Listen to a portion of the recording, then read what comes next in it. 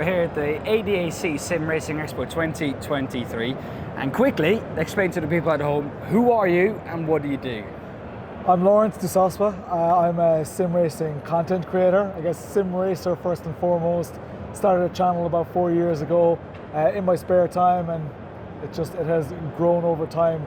Now have a very, entertaining community, and we're involved in lots of stuff, real motorsport, virtual motorsport, and it's a wild ride. He's also a professional potato for people that know. Yeah. So this is my community logo. Discord.gg/Potato Nation. So the first question we ask everyone is, what do you know about Sweden? Because we're sim racing Sweden. What do you know about Sweden?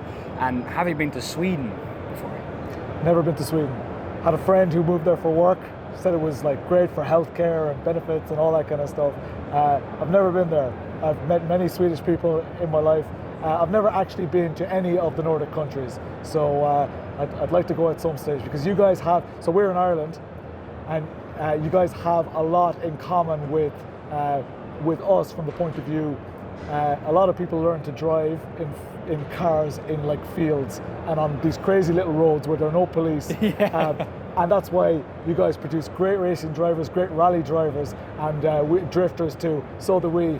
So I think we have a lot in common.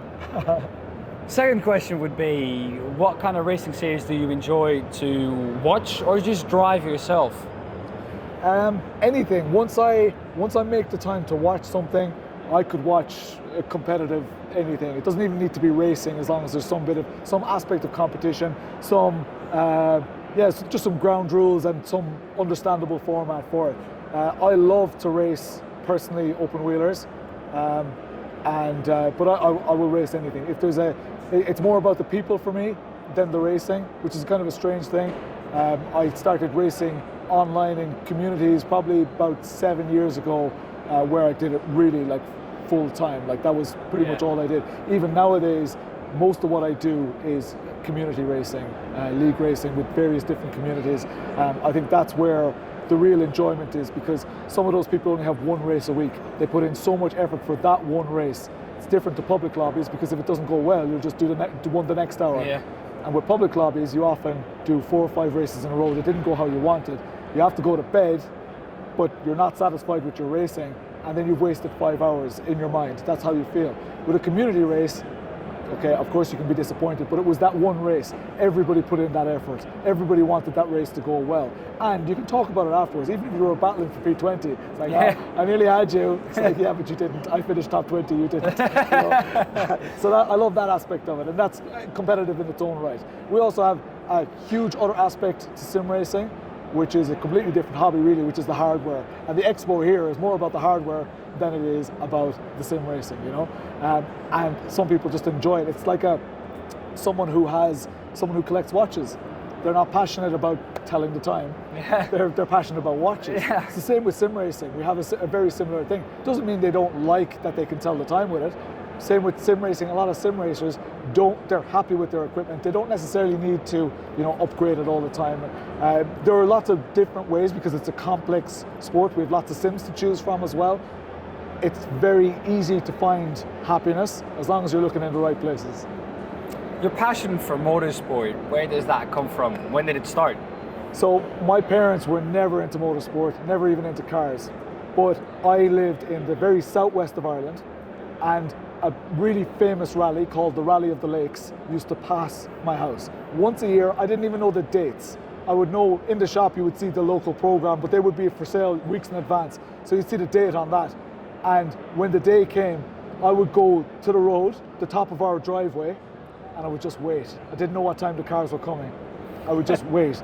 And all of a sudden, in the distance, you would hear just hundreds, if not thousands of cars going past. And it was just such an enjoyable rush. And you would wave at them and they would wave back.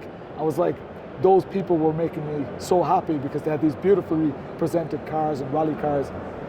And now I have the opportunity to do the same for younger kids. I see them waving at me when I'm driving a cool car, and they're like, and I wave back at them, and it's like it goes full circle.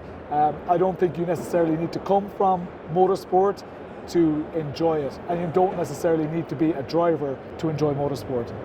How did you find out about sim racing then? When When and how? I started sim racing about 25 years ago. Before that, I was already doing all sorts of my first real kind of somewhat simulation was virtual racing on the Sega Mega Drive way back. But even before that, I'm not that old. I was born in '85, but my dad had a BBC Master System. It's like a kind of like an Atari, kind of like a Commodore 64. There was a game on that called E-Type, and there was a easy mode and a hard mode. Easy mode, you just drive with the keys, accelerate, and it was cool, it was fun. Then there was a hard mode, and hard mode didn't make the AI better. It meant that you had to use a clutch and more keys for changing the gears. I was like, oh my God, you can change the gears. That's so realistic. I was just pressing keys on the keyboard. And then that really got my head kind of spinning. And then as games got better, graphics got better, it was amazing to just be involved in that. And in 1998, my dad was always into tech, and I convinced him to buy a force feedback steering wheel. It was a Microsoft force feedback steering wheel. I used that for about 15 years, and it was absolutely incredible. My friends would sit in it, not expecting, they didn't know what force feedback was. And it's like, oh, I felt that, I hit a curb, I felt it. And they would start driving, they wouldn't even really notice until stuff started happening, or they went over a jump and all of a sudden the steering wheel's light, and then they hit it again, and you get that jolt through the steering wheel. And that's kind of, it progressed from there. And then probably about 10 years ago, I got more serious about the hardware and upgrading that. But yeah, the racing is very much in the blood. What would you say in those, well, what is it now, 25 years of sim racing, what would you say is your biggest achievement? In sim racing, the impact that I've had on sim racing, I guess, creating the content, helping people to decide what to spend their life savings on. It's a bit of a responsibility, and I have to tell them, what's good about it, what's bad about it, and sometimes two products are really, really similar, and then it is just a case of which one gives you the feeling, and that is the one that you'll enjoy. Because if you buy the one that doesn't give you the feeling, you're always going to wonder, what about the other one? What about the other one? We don't have the luxury of trying out all this stuff. So for me, the feeling and how it makes me feel, trying to get that across to people, it can be very useful for them. And it's great when they respond then and say, oh, thank you so much for that recommendation. I really love it. And again, if you highlight issues, someone can say, that's exactly what I needed to know. Yeah. Now I'm going to buy this other one. That's the impact. From an achievement point of view, I guess the pinnacle, everybody has this, amazing dream of sitting in a simulator and someday driving a real race car. I like to step back from that a little bit. What people really want is to have an influence on motorsport, whether that's being the driver or in another way. Our big achievement this year as a community, Potato Nation, is we sponsor 6 real-life race cars as a sim racing community. So we sponsor them sim hardware. It's basically the excess sim hardware that I have from reviews. Give it to them, and then they put a Potato Nation. So it's a different brand to my channel. I'm a member of this community. So through them, we put these stickers on the cars, give the drivers the hardware. Well, for one driver, they raise thousands of euro, and it's amazing. It's unbelievable to have that impact on real motorsport. That's cool. Outside of sim racing, because you've talked about sim racing quite a lot now. Yeah. Outside of sim racing, what do you enjoy doing, and don't say real, watching a race?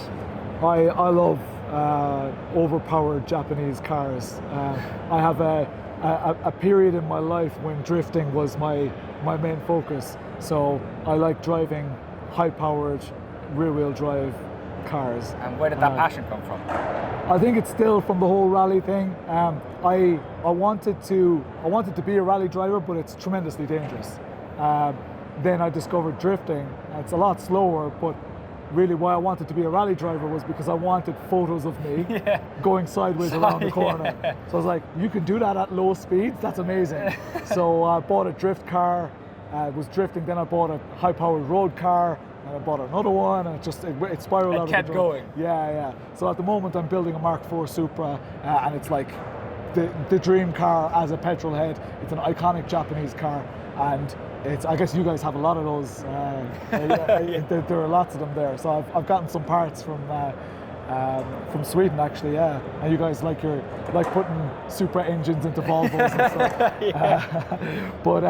Yeah, that's one of my things. I have lots of other things. I have a young family, and I have a job that I really love, a 9-to-5 job. So it's a busy life, but it's all about finding that balance. There's plenty to keep you occupied if you look for it. And then the final question would be for our Swedish viewers: have you got any tips how to get into sim racing, or just content creation itself? Yeah, I guess that's two questions. One, for sim racing, there's a misconception that you need amazing hardware. You really don't. Even if you're on a game controller, go and race. Go and race against people. Unless that thing is giving you limitations as to why you can't be as fast as anyone else, and you know those limitations because you sat in a steering wheel rig and you think that's better, maybe think about upgrading. But until then, if you're doing like dirt rally, a lot of people in my community do a dirt rally championship. I do it as well. Some of the fastest guys are on controller. They're still doing exactly the same thing, enjoying the same racing. So don't worry about the financial aspect other than having a decent PC and some way to control the car. As long as you're not, inconveniencing anybody by, like, so in some sims, if you have a game controller where you're on full rotation and then zero rotation, you're a lot slower than everybody else. But as long as you can control that rotation of the steering wheel, it doesn't, even if you have a homemade controller, you can do it. So from the sim racing point of view, find a community. Don't worry about the hardware, find a community. Get those people to just do laps with you, race with you, enjoy those community events. As far as content creation is concerned, for me, the key to my content creation success was turning on a camera when I was doing things that I was already doing anyway. Especially in the early days, I cringe when I look back at it. The footage was terrible, everything, but people enjoyed it because it was relatable.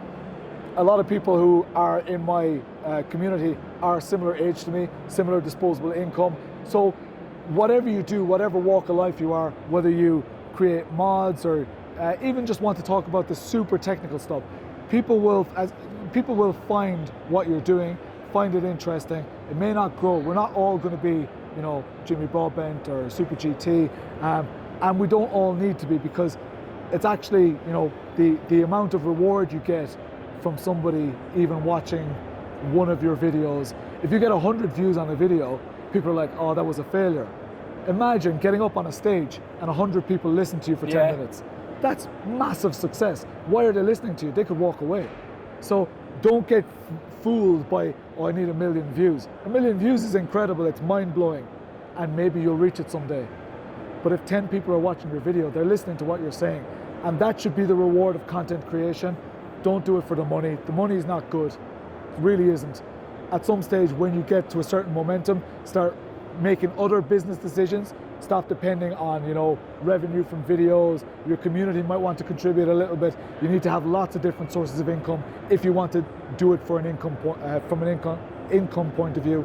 But content creation needs to be another hobby. The same way sim racing is a hobby, collecting hardware is a hobby, content creation needs to be something that you genuinely enjoy. You can't do one to fuel the others. If you want to be a content creator to get free stuff, companies will see that straight away. You need to provide value, prove your value, and then companies will find you. All right. Thank you very much. Cheers. And enjoy the Sim Racing Expo. Will do.